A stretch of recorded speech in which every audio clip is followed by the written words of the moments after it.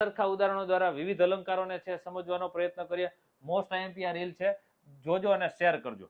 દમયંતીનું મુખ ચંદ્ર જેવું સુંદર છે. અહીં દમયંતીનું મુખ એ ઉપમેય છે, ચંદ્ર એ ઉપમાન છે, જેવું એ વાચક શબ્દ અને સુંદર એ સાધારણ ધર્મ છે. આ ચારે ચાર ભેગા આવે ને એટલે ઉપમા અલંકાર બને. યાદ રાખજો. દમયંતીનું મુખ ચંદ્ર જેવું સુંદર છે અને સૂર્ય જેવું તેજસ્વી છે. દમયંતીનું મુખ જે છે ઉપમેય છે અને અહીંયા ચંદ્ર અને સૂર્ય બે ઉપમાનો છે. આવું જ્યારે આવે ત્યારે માલોપમા અલંકાર બને. કયો બને? માલોપમા અલંકાર બને. ત્યાર પછી દમયંતીનું મુખ ચંદ્ર છે.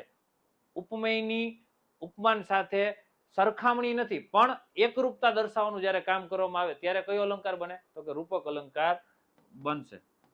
રૂપક અલંકાર. બરાબર. અહીંયા જે છે એ દમયંતીનું મુખ બરાબર ચંદ્ર, બરાબર, ડાયરેક્ટ શબ્દનો થ્રો હોય. બરાબર. સાધારણ ધર્મ જેવું કશું જ આમાં છે નહીં.